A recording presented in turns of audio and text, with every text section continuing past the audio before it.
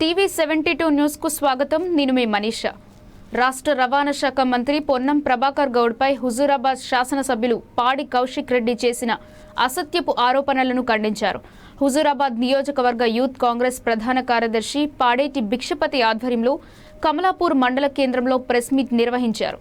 ఈ నాయకులు మాట్లాడుతూ తెలంగాణ ప్రజల ఆగ్రహానికి కాలిపోయి బూడిదైనటువంటి బీఆర్ఎస్ పార్టీలో కొనసాగుతున్న పాడి కౌశిక్ రెడ్డి బూడిద రవాణాపై అర్థం లేని అసత్యపు ఆరోపణలు చేయటం సిగ్గుచేటన్నారు.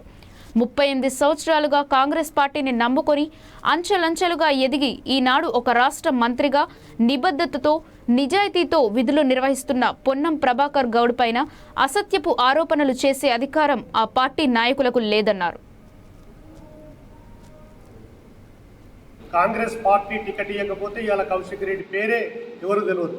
మరి అలాంటి కన్నతల్లి లాంటి కాంగ్రెస్ పార్టీని వెన్నుపోటు పొడిచి కేసీఆర్తో కుమ్మక్కై ఈటల రాజేందర్ మీద యుద్ధం చేయడానికి కేసీఆర్తో ప్యాకేజీ మాట్లాడుకొని ఈటల రాజేందర్ మీద యుద్ధం చేయడం జరిగింది. అటు తర్వాత ఈటల రాజేందర్ నచ్చేస్తా అని చెప్పేసి ఎమ్మెల్సీ పదవి తీసుకోవడం, విప్ పదవి తీసుకోవడం, దాంతోనే ఆయన కాలం గడిపిండు.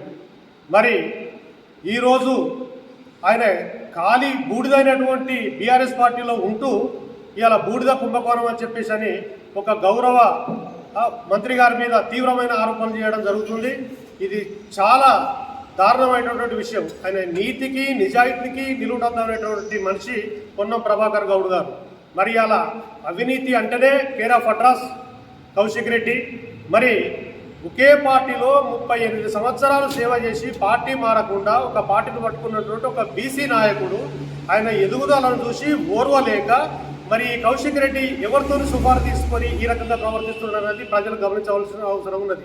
ఆనాడు ఈటల రాజేందర్ మీద సుఫారు తీసుకునే యుద్ధం చేసిండు, ఇలా పొన్నం ప్రభాకర్ గౌడ్ గారిని టార్గెట్ చేస్తున్నాడు. దీనికి కారణం ఏంటంటే మొన్నటి పార్లమెంట్ ఎన్నికలలో ఈ నియోజకవర్గంలో బీఆర్ఎస్ పార్టీకి వచ్చిన ఓట్ల పరిస్థితి చూస్తే ఇలా కౌశిక్ రెడ్డి తలెక్కడ పెట్టుకోవాలో అర్థమైతే లేదు. దాన్ని తప్పించడం కొరకు, దాన్ని డైవర్ట్ చేయడం కొరకు ఇవాళ పొన్నం ప్రభాకర్ గౌడ్ గారి మీద ఈ రకమైన ఆరోపణలు చేయడం జరుగుతుంది. అసలు ఒక లారీలో ఎన్ని టన్నుల బూడిద రవాణా అవుతుంది అనేది ఒక సాంకేతికంగా రవాణా అధికారులు చెప్పాల్సిన అవసరం ఉన్నది.